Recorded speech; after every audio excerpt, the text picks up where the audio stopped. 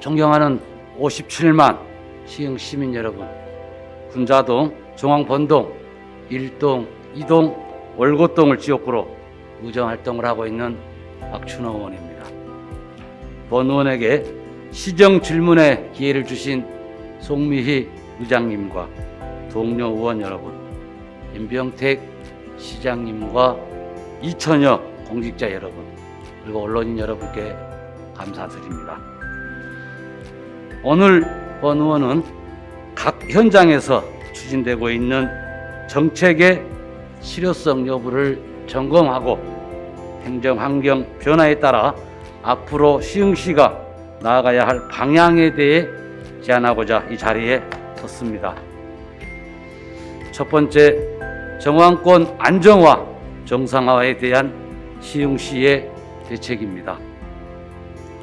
2000년부터 20여 년 넘게 운영되던 주식회사 성담 이마트 시화점은 시민들의 간절한 바람에도 불구하고 11월 30일 역사 속으로 사라지게 될 것으로 보여집니다.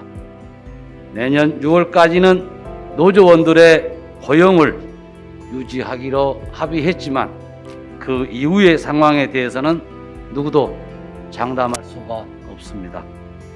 매번 나가는 현장에서 이전과 다른 한산함이 느껴집니다. 정왕동 어울림 스마트 안전도시 도시재생 뉴딜 사업은 개발 방식을 혼용 방식에서 토지 강제 수용을 골자로 하는 공영 방식으로 바뀌며 주민 700여 명의 반대 의견서가 시에 제출되었습니다. LH가 제안한 정왕역 인근 정왕 공공주택지구 지정은 토지 소유자의 반발을 사며 토지주가 사업 철회를 요구하기에 이르렀습니다. 정왕 월곶 백오동의 주민등록 인구는 2022년 10월 30일 기준으로 20만 5,796명입니다. 우리 시 인구의 30% 이상을 차지하며 경제활동을 하고 삶을 영위하는 권역이 큰 혼란을 겪고 있습니다. 시흥시는 이 혼란을 예방하지 못했습니다. 면밀한 상권 분석, 실질적 수요에 맞춘 소공인 지원, 주민들과의 충분한 소통을 통한 개발 사업 모두 실패했습니다. 사전에 막지 못했다면 사후 처리에 대한 대책이 필요합니다. 시장님은 주식회사 성담 이마트 시화점 폐점, 도시재생 뉴딜 사업, 정왕역 인근 공공주택지구 지정에 따른 정왕권 민원 현안에 대한 구체적인 대책을 수립하여 답변해 주시기 바랍니다. 이와 더불어 소상공인과 신설 이후 새롭게 시행된 사례와 또 달라진 정왕권 활성화 정책은 어떤 것이며 어떻게 시행되고 있고 효과는 무엇인지 구체적인 답변 부탁드립니다. 두 번째로 민선 8기 공약사항 중 하나인 반려동물 테마파크 및 동물복지 문화 조성의 구체적 계획과 비전에 대해 질문하겠습니다. 전통적인 가정 형태가 바뀌면서 반려동물은 새로운 가족으로 자리 잡아가고 있습니다.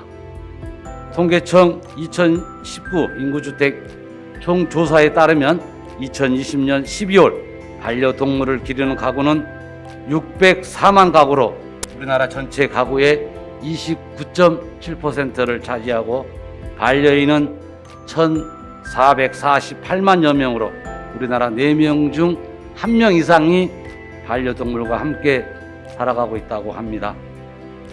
우리 시의 경우에도 반려동물 양육 인구수, 가구수는 약 16만여 명의 6만 1,000가구이며 반려동물 등록수는 2022년 10월 기준 3만 446두, 개 38,267두, 고양이 179두로 많은 시민이 반려동물들과 함께 생활하고 있음을 통계 자료를 통해 확인할 수 있습니다. 하지만 이에 대한 인프라 기반 구축과 행정의 관심은 현실을 따라가지 못하고 있다고 판단됩니다. 전국 최초로 반려 유기동물 공공진료소를 개설한 전남 담양군은 지난 4월 동물보호 및 복지에 관한 조례를 개정하고 전국 첫 반려 유기동물 공공진료소를 개소했습니다. 조례 제정에 따라 군에서 위탁 운영하는 유기동물 보호센터는 유기동물 치유센터로 명칭을 변경하고 동물 학대에 대한 벌칙과 과태료를 신설해 처벌을 강화했으며 전염병 예방과 치료, 중성화 수술 등 동물 복지 증진에도 힘쓰고 있습니다. 전남 순천시는 반려동물 체험 학습장과 교육장, 실내 놀이공간, 입양 홍보실, 반려인 휴식공간 등을 갖춘 반려동물 문화센터를 조성, 올해 하반기 준공을 목표로 공사를 진행 중입니다. 여기에 반려동물의 산책과 식음, 숙박, 치유시설까지 들어서는 반려동물 테마파크 조성을 추진, 반려동물과 함께하는 도시 조성에 노력하고 있습니다. 경남 의성군, 전남 순천시, 서울 노원구, 울산광역시에서는 사람과 반려동물이 공존하는 성숙한 문화 조성을 위해 관련 조례안을 입안한 바 있고, 법제처에서는 반려가구 급증에 따라 정책의 필요성과 중요성도 점차 확대되고 있는 만큼 현 상황에 적합한 선도적인 조례로 선정된 바 있습니다. 반려가구 급증에 따라 시 차원의 정책의 필요성과 중요성도 점차 확대되고 있습니다. 반려동물 테마파크 및 동물복지 문화 조성은 시장님의 공약사항으로 알고 있습니다. 우리 시의 반려동물 테마파크 및 동물복지 문화 조성 정책은 현재 어디까지 왔으며 어떤 방향으로 언제까지 이루어질 것인지에 대한 시장님의 구체적인 답변을 요구합니다.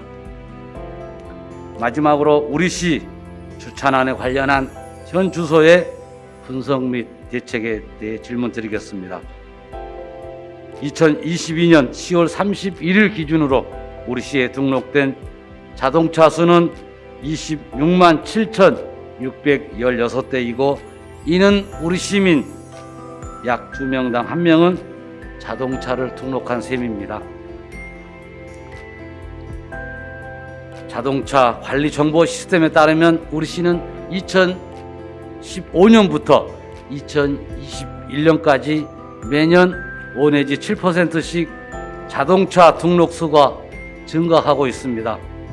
이에 우리 시는 공영 주차장과 주차타워를 건설하여 주차난 해소를 위해 노력하고 있으나 주차 관련 문제는 시 곳곳에 산재되어 있습니다.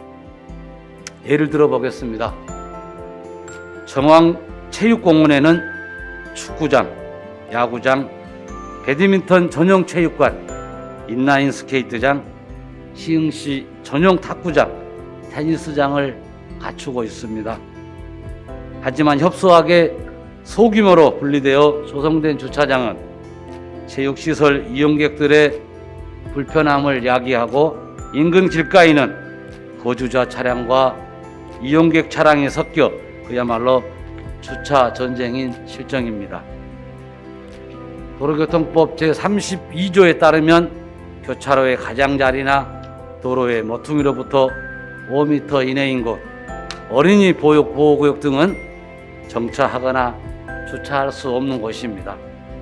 하지만 구도심 지역 골목길에 가보면 교차로의 가장자리에까지 주차를 하는 일도 빈번합니다.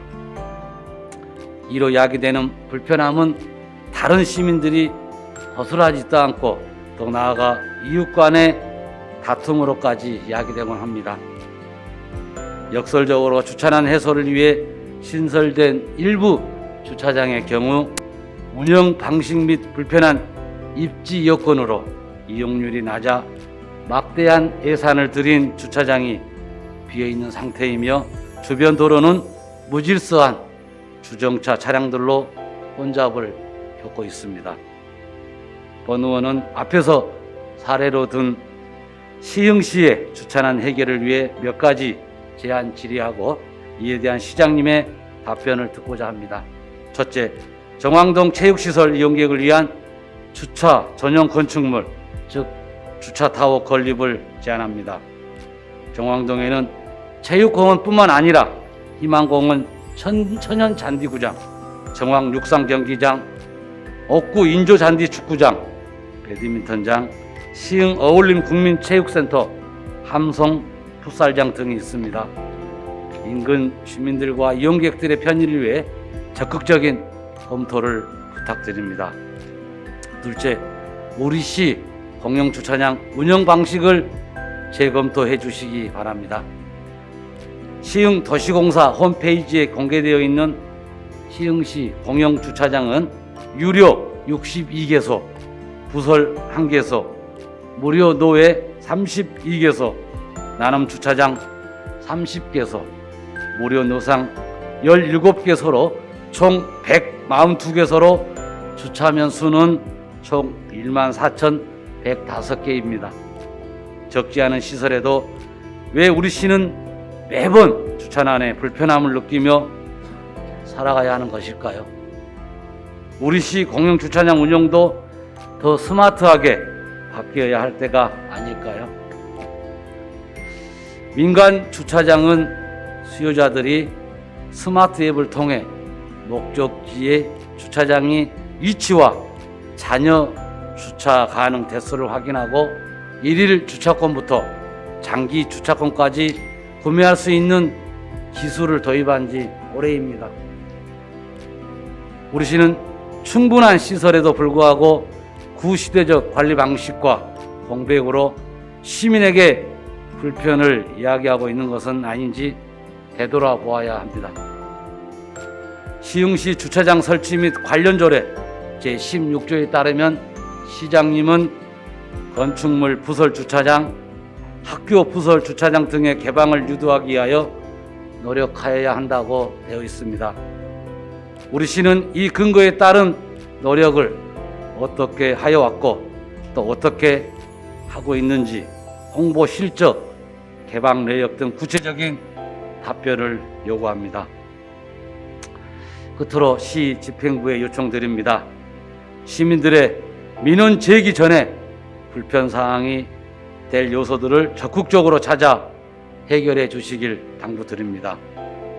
미래 100년을 내다보며 행복한 변화, 새로운 시흥이라는 시정 구호가 영원히 빛날 수 있기를 간절히 바라며 이상으로 시정 질문을 마치도록 하겠습니다. 끝까지 경청해 주셔서 감사합니다.